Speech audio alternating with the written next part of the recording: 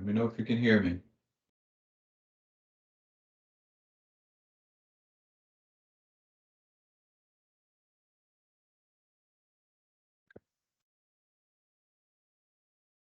So we'll just proceed with the recording.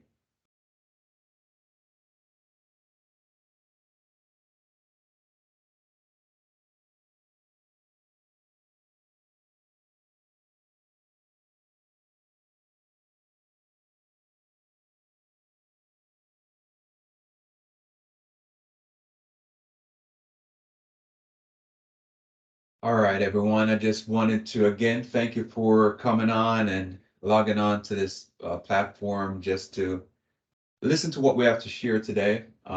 There is a dilemma in the United States today, or in the homes in America today, and we want to kind of address how we can deal with that dilemma. The dilemma that we face is specifically the need for us to save and ensure that we are prepared for any catastrophes, or we're ready to retire, prepare for that date that we can retire. So the traditional training or notion or concept is that we should save towards that future, right?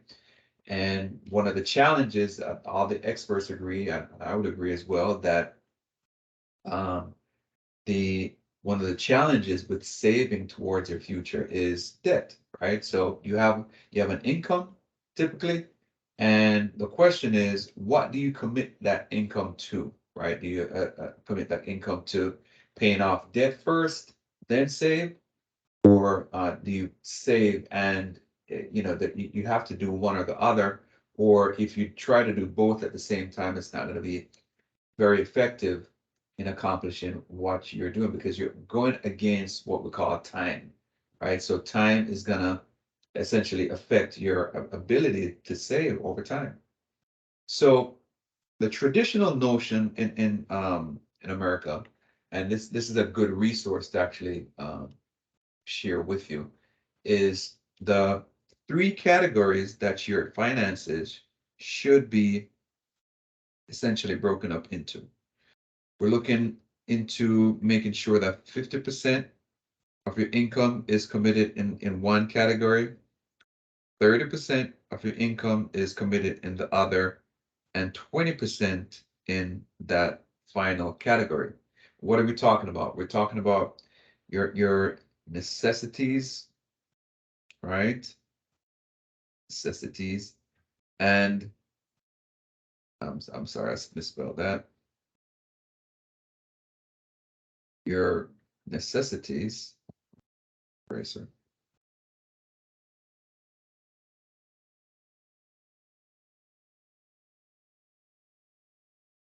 and debt,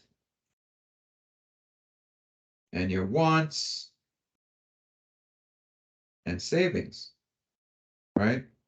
So you are essentially trying to service debt and take care of your needs in the first column. The second column is you're taking care of your wants, and the final is you're taking care of your savings obligations. This is where you are paying yourself in this final column, right? So the notion there is you should be committed at least 20% of your income to that. So let's take a look at the typical income of $5,000. We're going to use that as an income for the average household in America, right? So we're looking at about $5,000 per month, and we're going to have to break up those $5,000 into these three categories. Right now, this is not a hard and fast rule.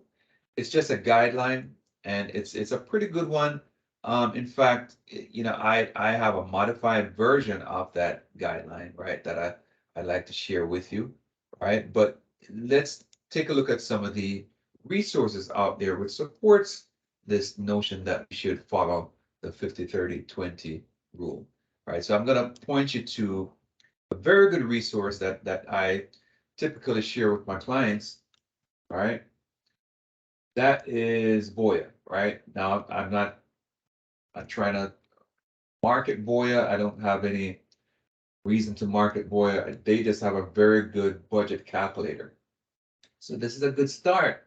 If you don't have a budget, to just kind of come to their website and punch in that number. So we're looking at once a month.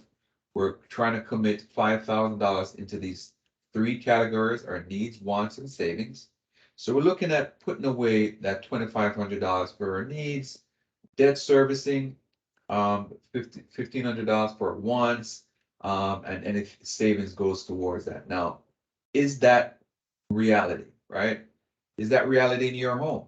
Is that reality in the typical home, right? Because here's the thing. We can break this category down into two subcategories where we're looking at expenses. I'm sorry. Expenses and debt. That's what it really is, right? Your necessities. Your debt could be your mortgage, right? That's a necessity. And the light bill, right? That is an expense, right? It could be the rent, right? If you didn't have a mortgage, that is, right? It could also be water, phone, that kind of stuff, right? So that's how we're going to break down this category. But if we're following that example, we're committing $2,500, right, into this category here.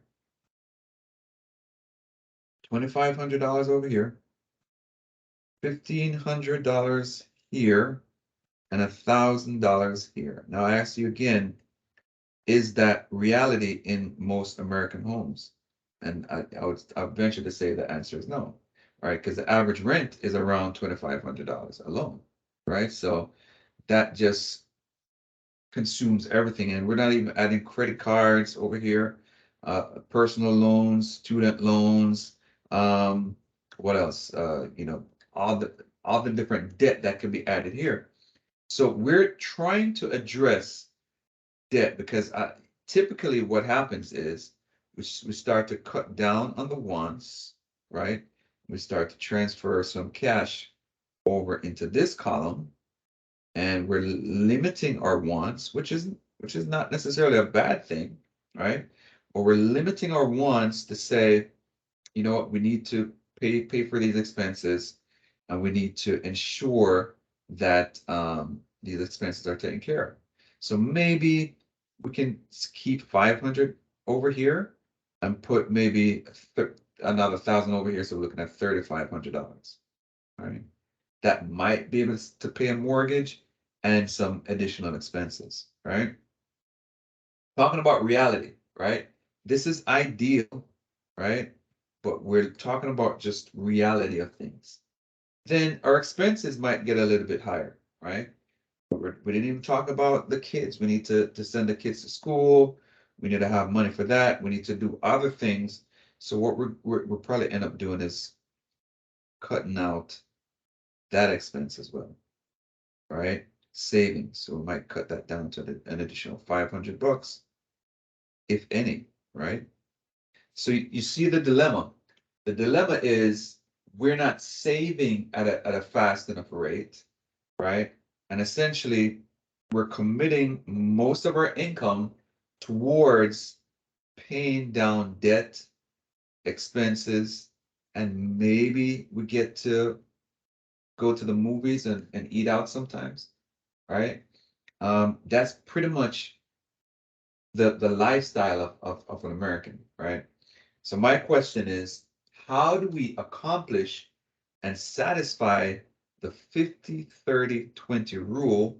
And I would even say the 50-50 rule, where you're literally committing about 50% of your income to taking care of that concern, savings, right? Is it possible to save 50% of your income, right? So today, the subject matter is buying back debt, because we know and agree, we should all agree that debt is a killer, right? It truly is. The rate that we're spending money on debt is astronomical, right? So we want to slow that rate down and ensure that that money is coming to you first, right? So typically what happens is we have an income, right, that starts out with that $5,000. And we try to truncate that income into three categories, right? First, we're looking at paying expenses, right? So this is a modified version of the 50-30-20 rule, right? We're paying expenses and we're looking at potentially paying for paying yourself, right? Call that PS, paying yourself, which is your future self, right? And we're paying debt, right? If you notice, automatically we have this paying yourself as a lack of priority because of the order of things, right? What we need to do is we need to make sure that we're paying ourselves first, right? Paying ourselves first. So if we're going to be paying 20% of our income towards, put our future selves, right? We should make sure that we allocate at least that $1,000 that we spoke of to that first, right? And that's how we're gonna get that forward. We're gonna pay ourselves first, right? So there are three things that needs to happen, right? There are three things that needs to happen in order for us to do what? Buy back our debt, right? Because if we're buying back our debt, what we're doing, our saying essentially is we are becoming our own creditor, right? We're removing the debt obligation, right? And returning that cash to ourselves. All right. Now, let's see what I'm referring to. In a typical ledger in any home today, let's take a look at that debt column that we drew earlier on.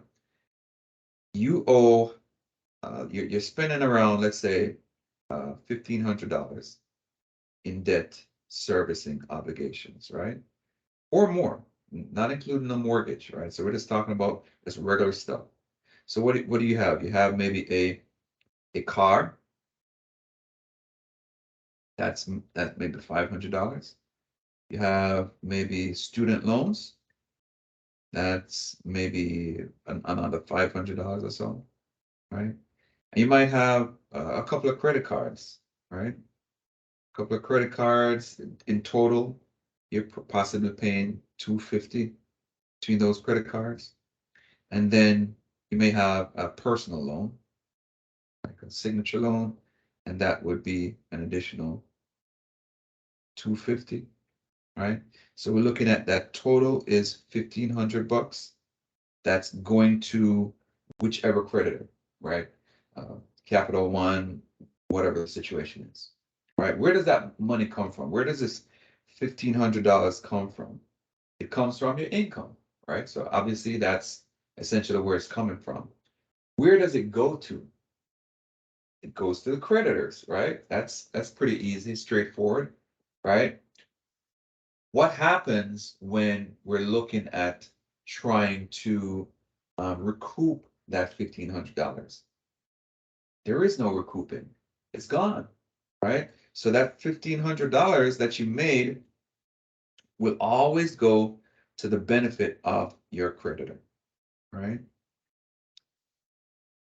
What I'm proposing that you do is ensure that you are number one, saving, right? And number two, buying your debt so that you can increase your savings rate, right? Because here's the other column. The other column is you might be saving, right? You might be saving $500 as we had pointed out in that other column. So let's take, this is debt, right? And this is your savings rate. You're spending a total of, let's say, $500 total on your savings. Now, are you being fair to yourself in this equation, right? You're spending $1,500 on these creditors, right? And you're only paying yourself, right? $500. So you have to make sure that you pay yourself first, right? And make sure that becomes biggest, the biggest note that leaves your home, right?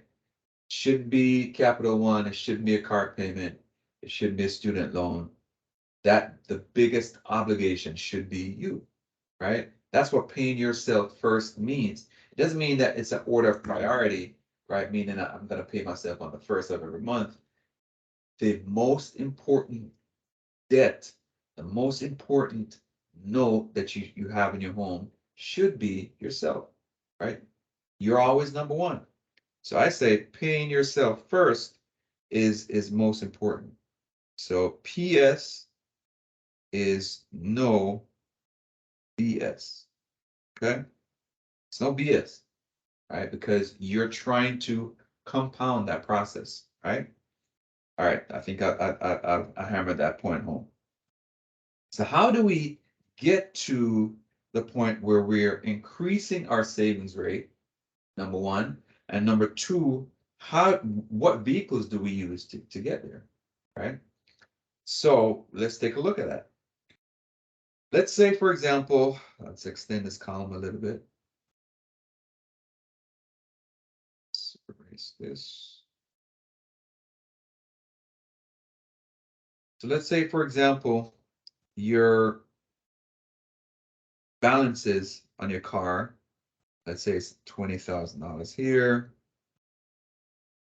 and you have a balance on your student loans, let's say that's another $50,000 here, and let's say your credit card balances is $10,000 here, and a personal loan of, let's say, $2,500, right? So that's kind of what you're working with. And let's further assume that the interest rate on these items are thusly.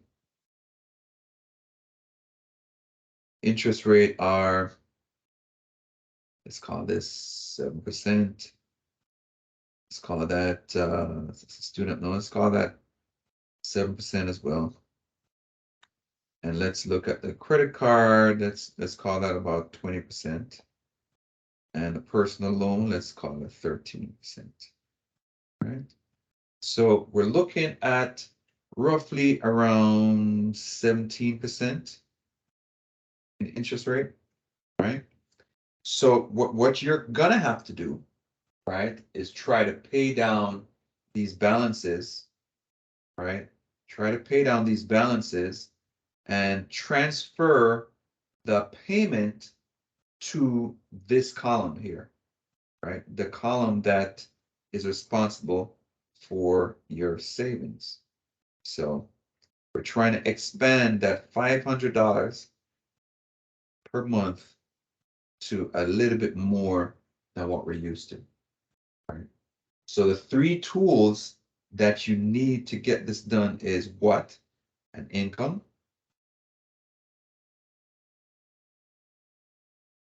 right? You're going to need as well a tier 1 account.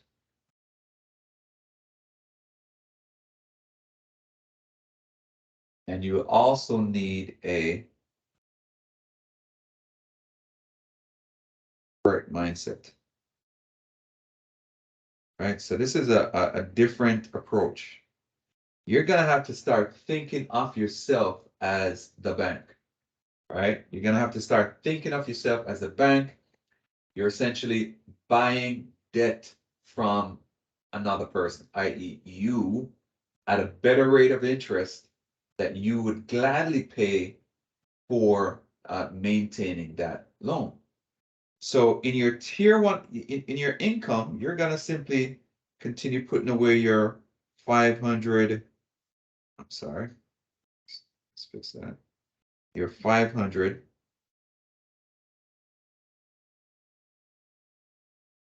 Your 500 to $1,000 per month, right? So your income is still going to be committed to saving about 500 to 1K per month, right? and it's going to be placed into your tier 1 account, right? That's where your income is going to go. And you're going to create what we call collateral for that tier 1 account. And in that collateral, let's say, for example, you're saving at the rate of $1,000 per month, right? Within the next 3 months, 4 months or so, you should have enough collateral to pay off this 13% interest loan, right? By simply borrowing against your tier 1 account. Now listen to what I just said. Let's erase this a little bit. All right, let's erase this a little bit and get some clarity as to what I just said. All right. You are not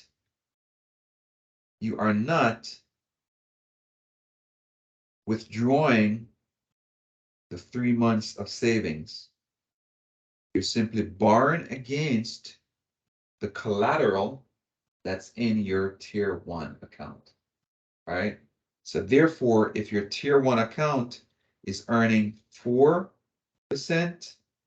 to maybe 15% or so, right? Depending on its performance, right? You're borrowing against that collateral and asking the institution to issue a check for $2,500, right? So that you could cancel this payment and now transfer that 250 to your savings rate.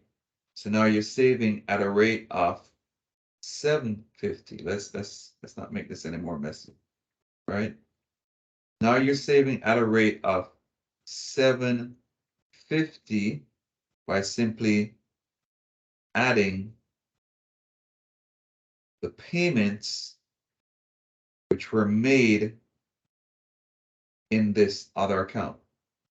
So one debt is canceled, right? By simply saving in your tier 1 account at the same rate that you're committed to saving at 20%, right? That $1,000 or $500, then you'd have enough collateral, right, to essentially borrow against that what you've saved and actually pay off the 250 and then go ahead and add that balance and the 2,500, I'm sorry, and then add the payment amount towards the payment for the $2,500 that you just bought, right? You literally just bought that loan from the bank. You literally just bought this loan from Capital One or wherever by simply borrowing against your T1 account, having the collateral, having the money that you placed in the T1 account as collateral for the loan that's being issued to you by that institution to pay off the specific loan that you're looking for, right? What does that do? If you're paying to the institution that just issued that loan a nominal interest rate of, let's say, 4%, right? And your account is earning anywhere between 4 or 15%, you've essentially borrowed the loan at 0% plus, right? Because you're actually making some interest if it's still doing well. Now, here's the other thing. You've saved and eliminated 13%. So now you're no longer paying 13% on this $2,500. And if you're committing $750 towards the payment of this loan, you're gonna effectively pay it off even quicker. All right? But who are you paying this money to? Think about this for a second. Who are you paying this money to? Very big point. So I'm going to start over and essentially ask that question. Who are you paying this money to? All right. So in your T1 account, you have you're in a savings goal. All right. You're saving towards your future, right? And you save the equivalent of maybe 3 months to 12 months in your account, right? And now that you've done that, you're ready to apply that collateral towards that loan, right? You use that collateral to get that loan so that you can pay off your own loan. Who are you now paying that 750 that we agreed upon? Who are you really paying it to? Yes, you're paying it to the institution to pay off the loan, but if you did not pay that loan, what would have happened to the collateral? The collateral would have been lost. I hope you're saying yes, the collateral would have been lost, right? So you're literally paying it back to yourself, right? You're still saving while you're paying off debt. You're still saving while you're paying off debt, right? And that's simply by, again, using the income that you already have, right? Changing your mindset about how you approach debt and savings. You can accomplish both at the same time. You were saving 500 bucks at first. Now you're saving 500 plus 250. Now you're saving approximately 750 per month.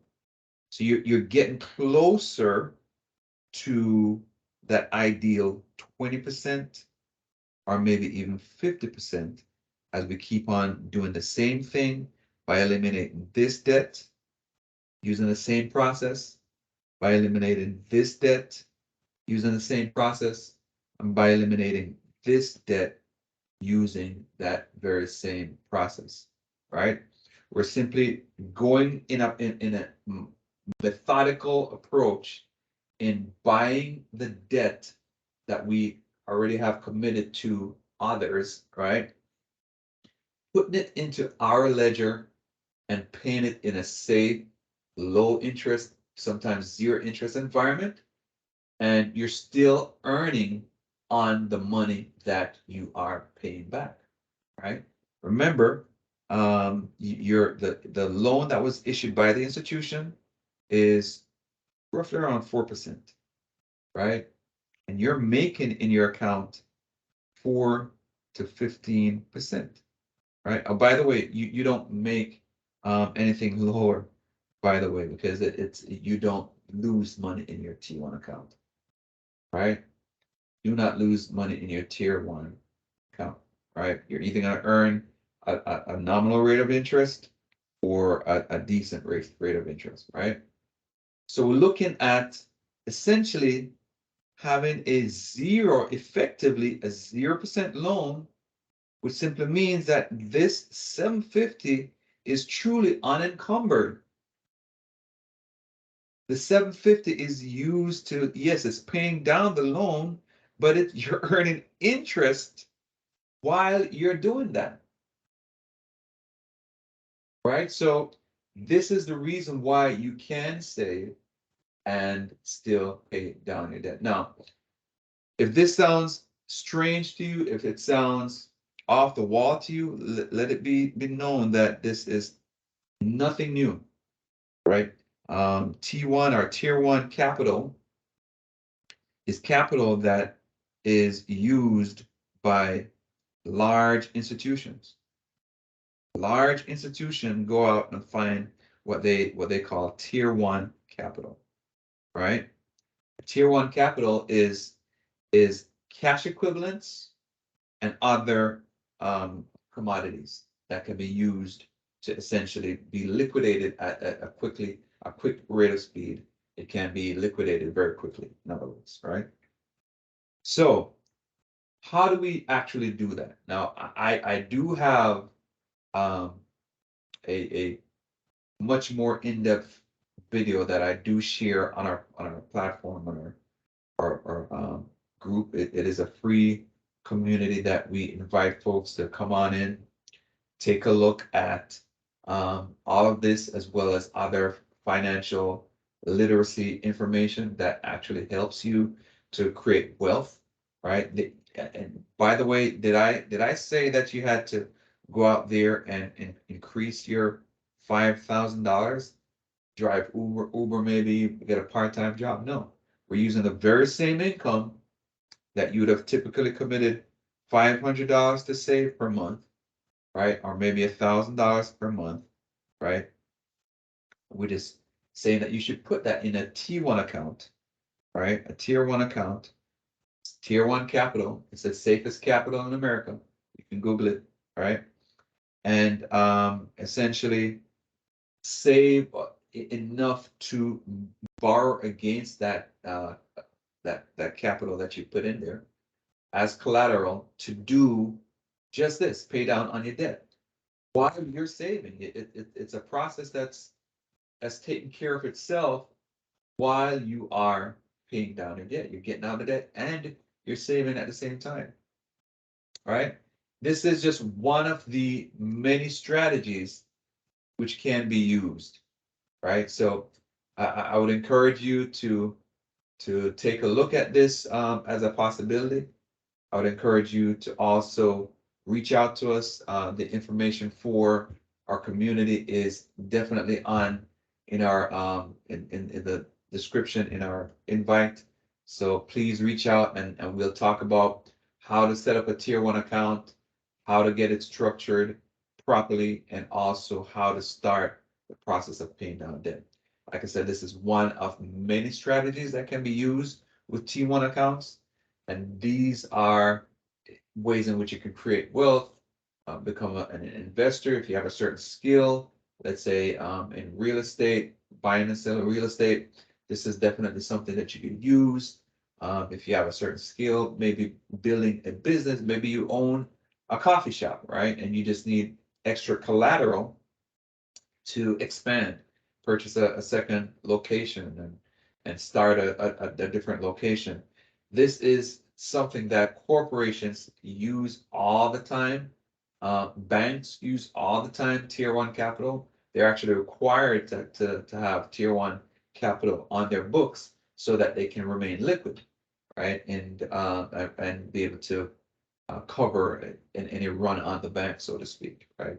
So again, if you're interested in talking to us, I'd love to have you reach out to me. My name is Marlon Bradmer. I'm an attorney here in South Florida, and I'm practicing estate planning, business planning, and real estate. And I essentially try to teach my clients not only about wills and trusts and various ways in which they can build wealth and avoid taxes, but these strategies as well are the strategies that have been used by some of the most wealthy Americans, or wealthiest folks in the world to essentially grow their wealth, right? So we're using the same $5,000, the average salary, right, in America, and we're using that to pay down wealth and create, pay down debt and create wealth at the same time, right? Again, if you have any questions, feel free to leave a comment or reach out to us via our group, all right, our community that we're creating, all right. Thank you for your time, and I would look forward to reading your comments. All right, bye bye.